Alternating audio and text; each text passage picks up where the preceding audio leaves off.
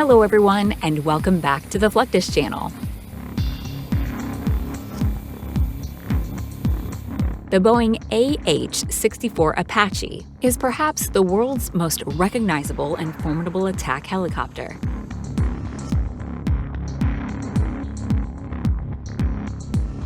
First introduced to the U.S. military in 1986, this iconic aircraft is heavily armed with a variety of guns, rockets, and missiles.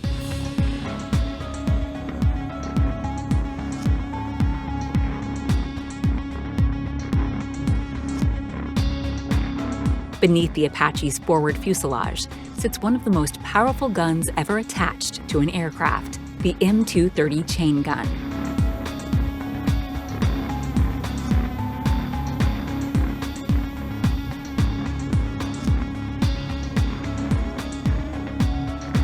This single-barrel, electrically driven autocannon fires 30mm rounds at a range of up to 4,000 meters.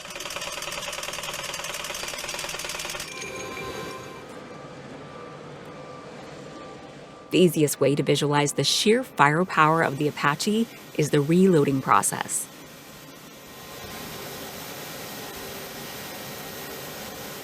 The aircraft can carry up to 1,230mm rounds, including a selection of high-explosive dual-purpose or high-explosive incendiary rounds.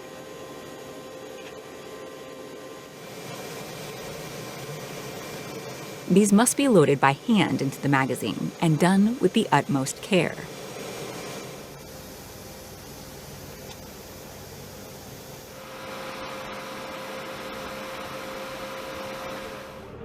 The Apache also has rocket pods on both winglets, which can carry a selection of 70mm Hydra or APKWS air-to-ground rockets.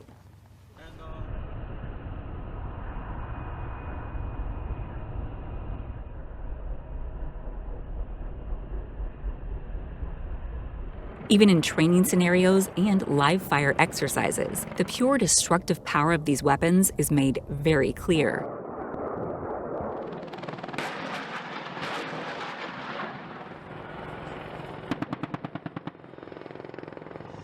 Aside from the rockets and 30mm cannon, the Apache can also be armed with various air-to-air and air-to-ground missiles.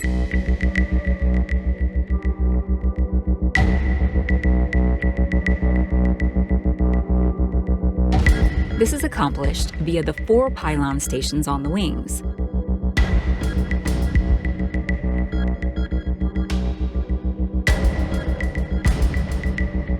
There are also wingtips hardpoints on some Apache models, which can carry an FIM-92 Stinger twin missile pack.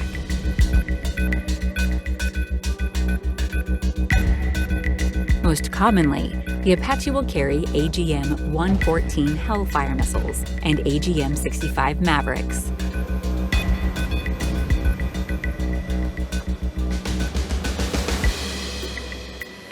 The Hellfire missiles are well known for their immense destructive power.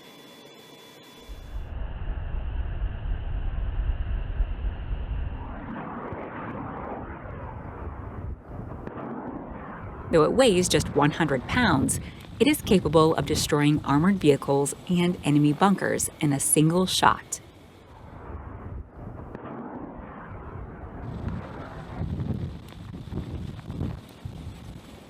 Despite their effectiveness in battle, the Apache boasts a relatively short range.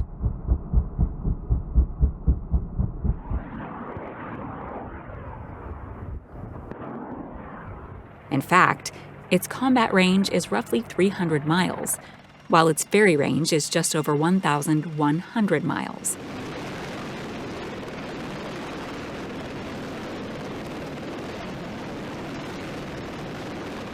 This, combined with the fact that the Apache often operates from austere forward bases, makes field refueling an essential part of an Apache crew's job.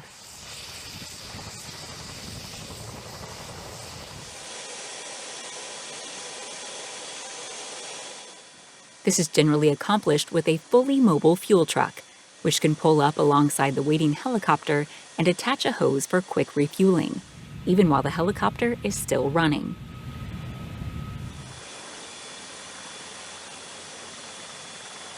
This process takes just a few minutes so that the Apache can return to patrol or battle immediately afterward.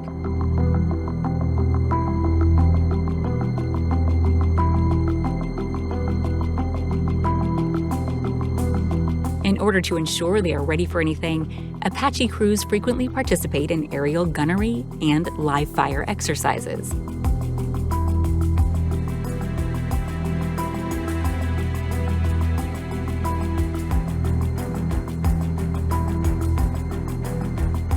Though the weapons used in these drills are expensive, the U.S. military considers it well worth having their pilots well trained on all their weapons systems.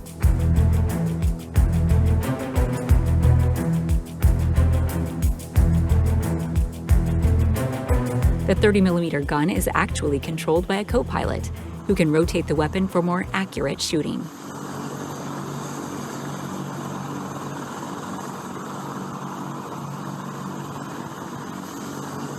The rounds leave the M230 at a speed of 2,600 feet per second, which allows them to do incredible damage on impact. Most Apaches carry permanent rocket pods, often loaded with Hydra 70 rockets.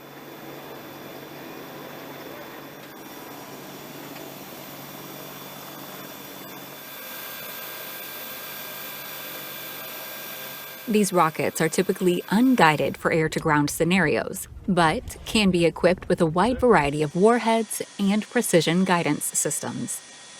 I know how you know how to do this.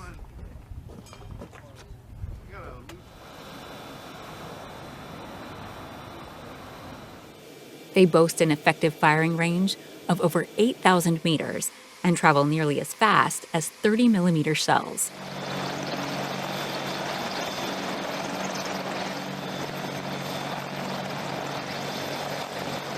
When they hit, the Hydras can do incredible damage to vehicles, buildings, and defensive positions.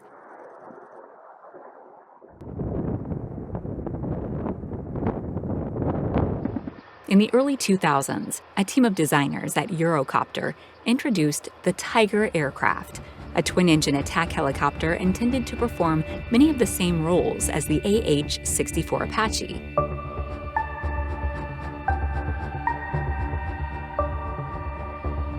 The Tiger is equipped with advanced avionics and weapon systems, including a helmet-mounted sight for the pilot and co-pilot gunner.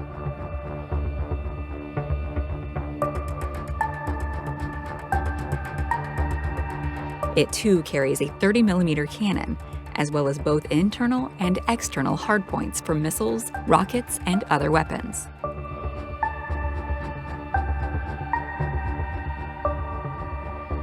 Like the Apache, the Tiger has already proven formidable in battle.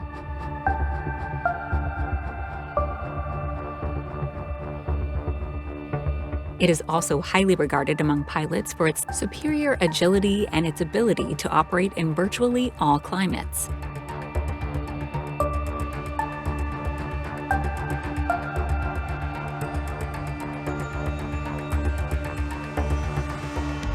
The Tiger is flown by a pilot and a weapons systems officer. As with the Apache, these individuals sit one in front of the other to save space and increase visibility.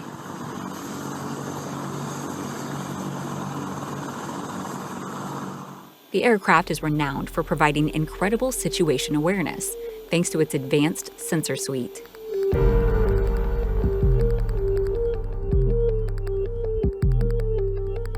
Though heavily armed, the Tiger was designed as a light attack helicopter.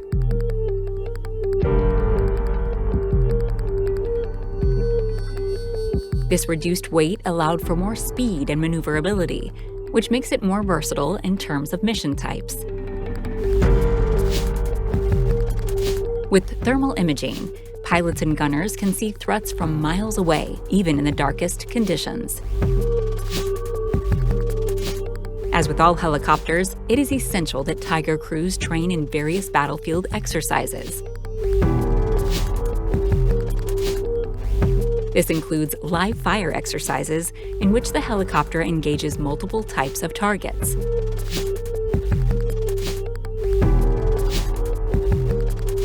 The more closely these exercises can replicate a battlefield scenario, the more confident commanding officers will be when sending the Tigers into an actual combat situation.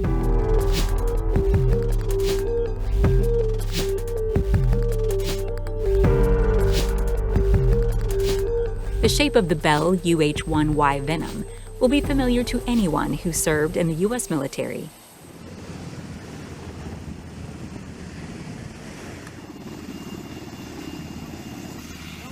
Indeed, its predecessors, often referred to simply as the Huey, has been in service as a utility helicopter since 1959.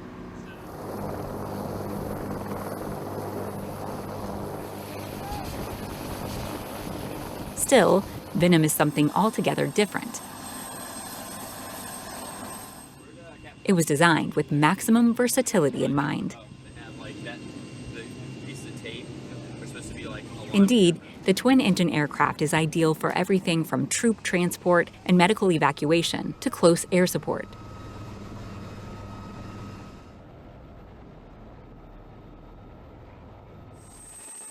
Not only is it equipped with advanced avionics and communication systems, but it also has improved defensive capabilities.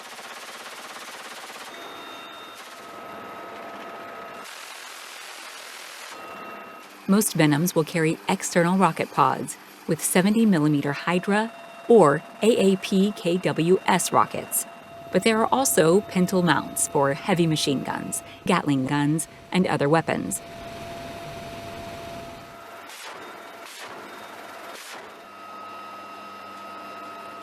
Indeed, no matter what UH-1Y might encounter on its mission, the crew will be ready for anything.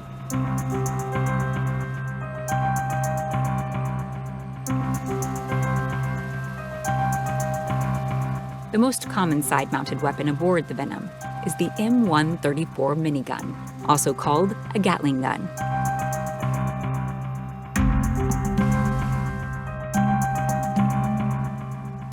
Unlike traditional machine guns, these weapons have multiple barrels, which rotate as it is fired.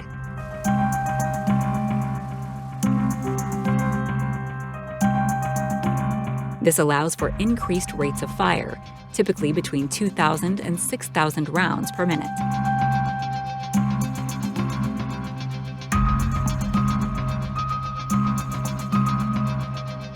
The idea behind a Gatling gun is to enable a gunner to cover a wide area with many bullets in a small amount of time.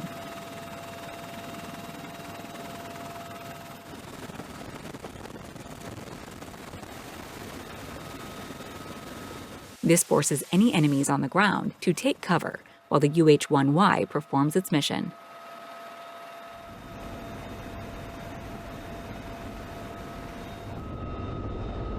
In the event of a rescue or medical evac, a belt-fed, rapid-fire weapon like this is practically indispensable.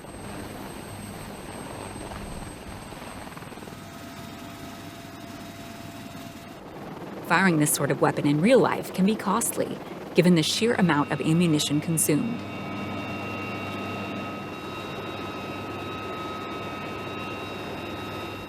However, as with all weapons, the military still needs to ensure its soldiers are properly trained with the equipment.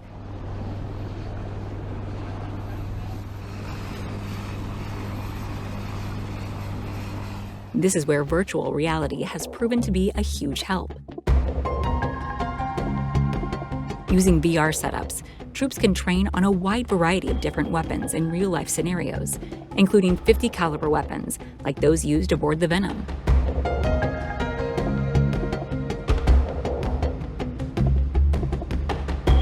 As technology continues to improve, these men and women will be able to participate in increasingly lifelike scenarios long before they step out onto an actual battlefield.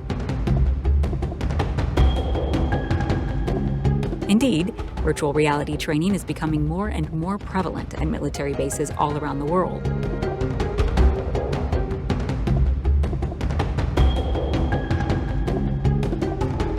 Amid budget cuts, these VR machines can save millions in terms of fuel and man-hours, while allowing for a much more lifelike experience for the cadets.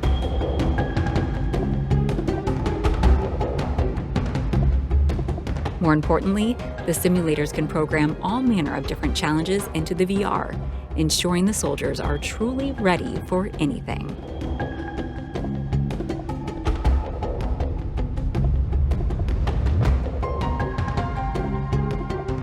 That's the end of this video. I hope you enjoyed it. Make sure to subscribe to this channel so you don't miss any of our new content. See you next time.